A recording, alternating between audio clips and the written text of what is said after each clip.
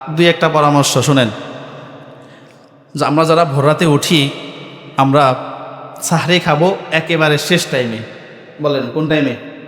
এটা সুন্নাত। শেষ টাইম মানে টাইম শেষ হওয়ার পরে না, মানে টাইমের ভিতরে খাবো, তবে শেষের দিকে খাবো। কথা কি বুঝেছেন আপনারা? এক নাম্বার কাজ। দুই নাম্বার কাজ হলো আমরা সাহারিতে খেজুর খাবো। বলেন কি খাবো? এটাও সুন্নাত। আচ্ছা, আমরা তো খাচ্ছি, আমাদের ঘরে আছে, এলোমেলো করে অমনোযোগী হয়ে খাচ্ছি, এটা একটু খেয়াল করেন। প্রত্যেকটা কদমে কদমে আপনার সুন্নাত আমল করা সওয়াব হয়ে যাবে।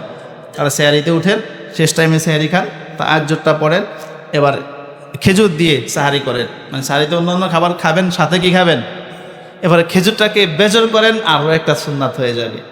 তিনটা, পাঁচটা, সাতটা এভাবে খান, তাহলে বেজর খাওয়া এটাও সুন্নাত। সুবহানাল্লাহ পড়েন না?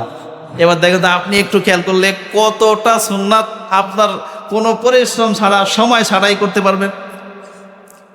তাহলে আমরা খেজুর খাবো, বেজর খাবো। বলেন ইনশাআল্লাহ।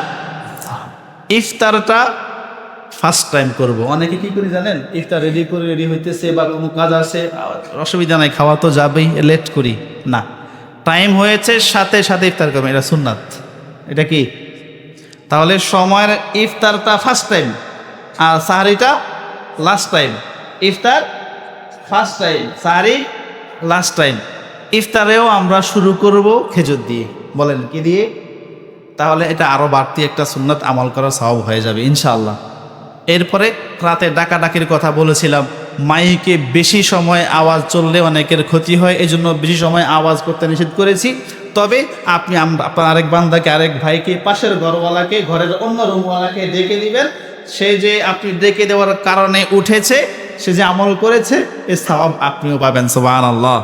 এটা একটা উত্তম কাজ। আগে কিন্তু আমরা ছোটোবেলায় দেখেছিলাম, বাড়িতে অমুক বাড়ির লোক আয়সা বাড়িতে, এই উঠছেন কিনা, সবাই উঠেন।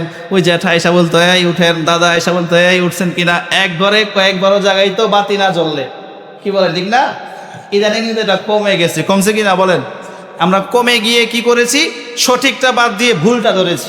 বলে মাইকে চালায় দাও আধা ঘন্টা, ভুল পদ্ধতি এটা আমরা নিয়েছি। ওই যে আমি গিয়ে এক ভাইকে জাগায় দিব, এটা বন্ধ করে দিয়েছি। আপনার যে মাইকে আধা ঘন্টা চালা রাখতেছে, এত ক্ষতি হইতেছে, গুনাহ হইতেছে, এটা করতেছে মজা করে। এবার আপনি জাগায় দিলে সওয়াব হবে, ওইটার খবর নাই। আমরা একেবারে ফিজিক্যালি ইবাদত বাদ দিয়ে এখন ওই কি আধুনিকতার দিকে এত বেশি দৌড়াইছি, আর আসল ইবাদত ছেড়ে দিছি। এটা আমরা খেয়াল করবো তো ইনশাআল্লাহ।